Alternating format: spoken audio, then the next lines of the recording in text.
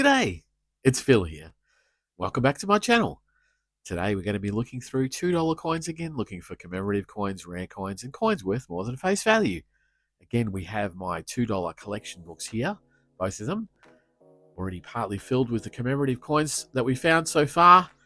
And last week, magnificent hunt last week, we picked up the 60th anniversary of Queen Elizabeth II's coronation. Coronation coin there with the purple ring. A fantastic coin in excellent condition. But we still have a lot of gaps to fill in, certainly from the early years. And then some of the Royal Australian Mint issue coins from the middle years in the 2010s.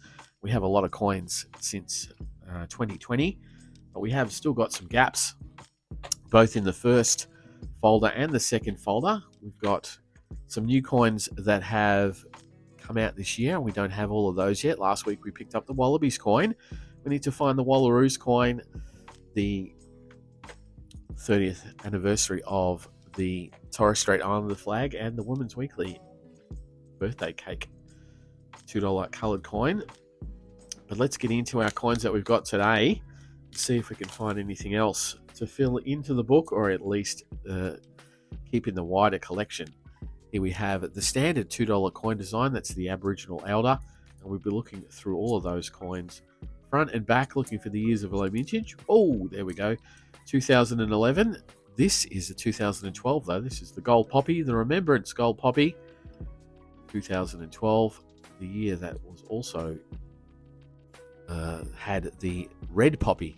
The Red Poppy is the one that we really want to find, but a 2012 Remembrance Gold Poppy is also a great coin to find, to put into the wider collection. There's another 2013.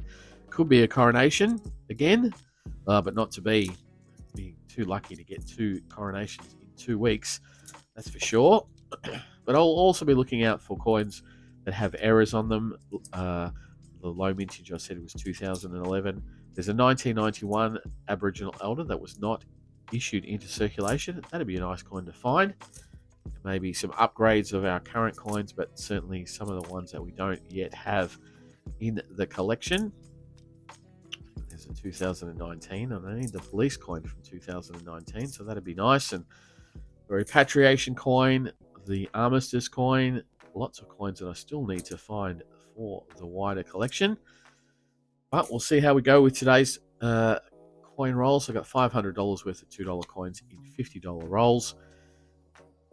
And Wednesdays, the $2 hunts, I usually do the coin news. Unfortunately, no coin news from the government this week. Went through the determination for the Perth Mint. Coins coming up from the Perth Mint last week. I went through those, but this week I don't have any more. There hasn't been anything out in the legislation yet. There hasn't been any advice of any other Royal Australian Mint coins come out. We've had recently the 20-cent coins come out, or 20-cent coin, the Rainbow Serpent, come out. We've had, in the last few weeks, we've had the 50-cent trains collection come out. We've had some investment or bullion coins come out, but nothing new in the coin realm just at the moment, and that's as it should be. There should be new coin news every single week, but when there is coin news, I do go through it on the Wednesday $2 hunt as we talk through the whole of the hunt. Don't usually speed it up unless we have a significant amount of coins to get through.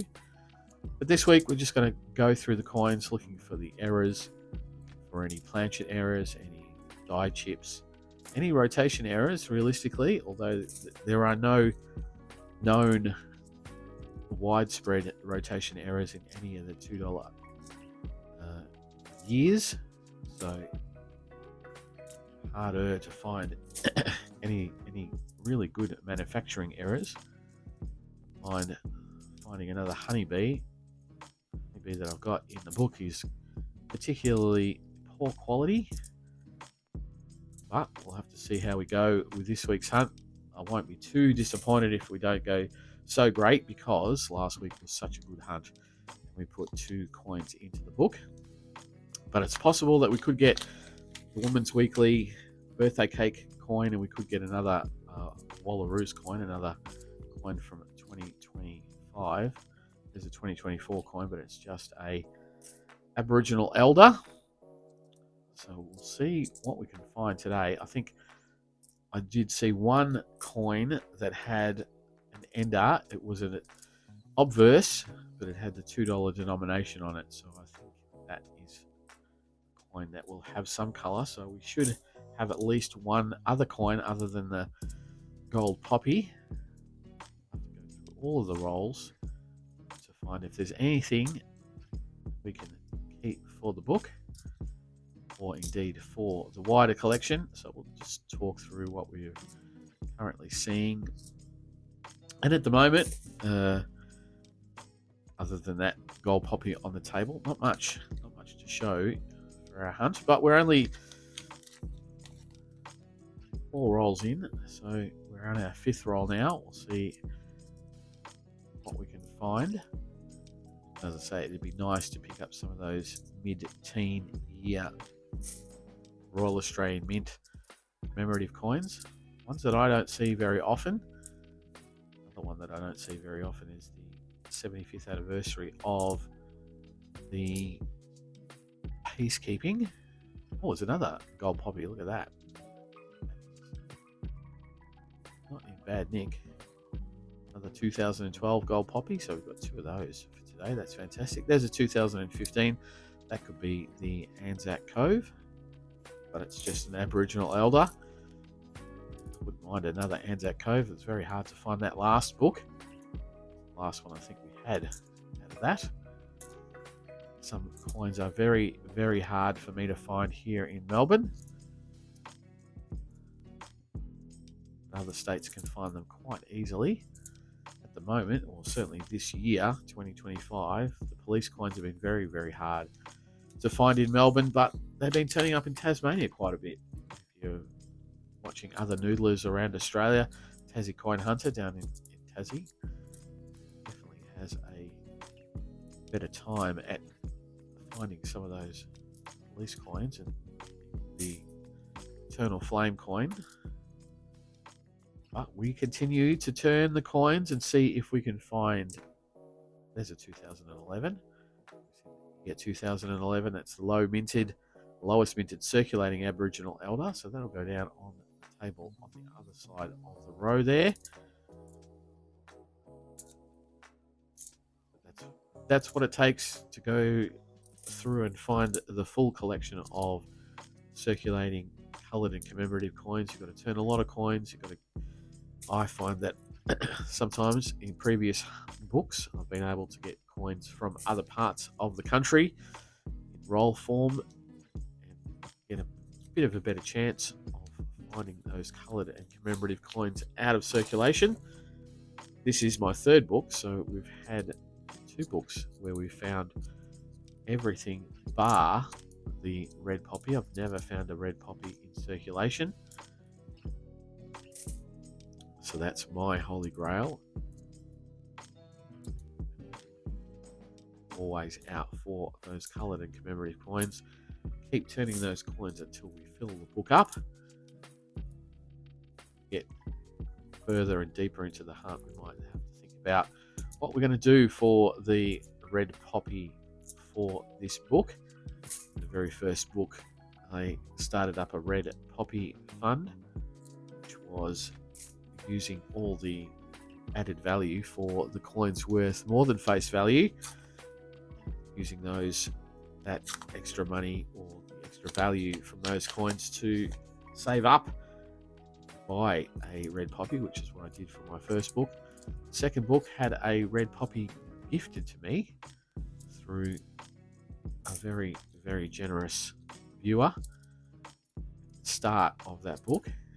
So that particular book didn't need to hold out for a red poppy there, but this 3rd book, we'll see how it goes. We're only I think we're not that deep into the hunt. I think we've done more than 100 hunts for previous books. We'll see how it goes. See how many hunts it takes us to fill in some of these more hard to get coins from around the country. We're on the second last roll already. hasn't taken that long. There's not that many finds, so not many places to stop, look too hard at the individual coins. And I do look through the coins, look at the years. When I come up with an obverse like that, anytime I see a year that is before 2012, the very first commemorative coin, I know that that's not going to be something on the obverse side, so I just look out for errors. Errors that are most prevalent are rim cuds on the $2 denomination, where the collar die starts to degrade and lets a bit of extra metal splodge out the manufacture in the minting or the pressing of the coin. They can be quite easy to spot.